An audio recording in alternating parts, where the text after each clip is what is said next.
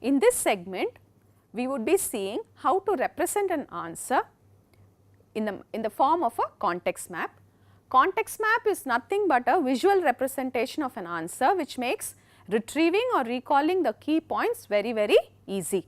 Now, this is a very small or a simple paragraph about Himalayas or the northern mountains. Let us see how to represent this para in the form of a context map. We always begin from the question. This question is about northern mountains. So, I am just going to put it in the center. I am going to use black and I am just going to put it in the center, northern mountains.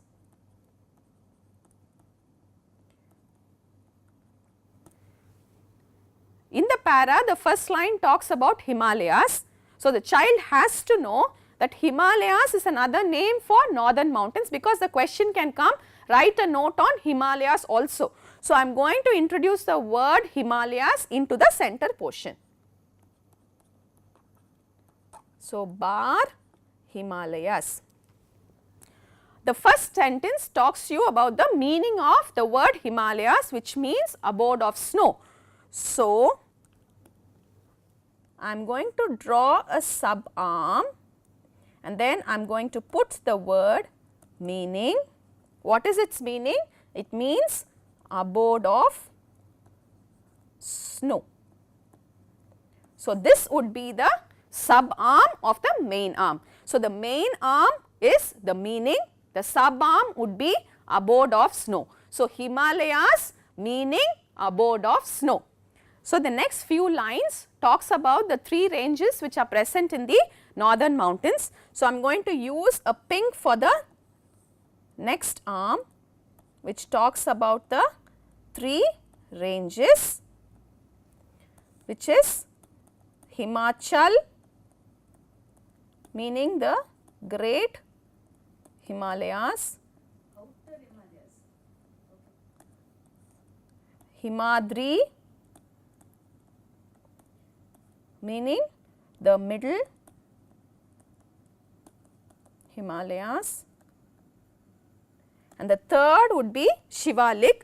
So, as and when possible we can substitute a word with pictures, because using pictures makes the context map more interesting and pictures are anyhow very, very easy to recall. So, instead of using the word Shiva, I am just going to draw the third eye of the Shiva and then I will say lik, Shivalik, which means the outer Himalayas. In this way, we will proceed to do the whole context map. So, this is what a finished context map would look like, and for your reference, the important points are highlighted in the paragraph shown. Once the context map has been done, the child has to be made comfortable visualizing the whole context map. Learning has to be done using the context map. Now, how do we go about doing learning? Ask the child what was the first arm that we drew. So, what was the arm that we drew? Meaning. How many sub-arms did he see? There was only one sub-arm, and what was written on top? Abode of snow. What was written below the first arm? What color did he see in that arm? The second arm drawn was the three ranges. How many sub-arms did he see? What was written on the sub-arms?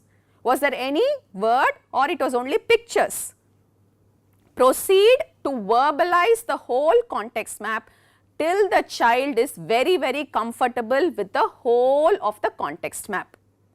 Then you will have to follow it up with writing in the form that they are expected to do in an exam. The main advantage of using a context map is that once the child is very, very comfortable using the context map, he would be able to retrieve answers for all type of questions. Say for example, if there is a fill in the blanks asking Himalayas means, so he would just go to the arm that says meaning and he would pick up and write abode of snow. Or if the question is about importance of rivers for 2 marks, he just goes to the arm that says importance and just picks out those 3 points and write it as answer.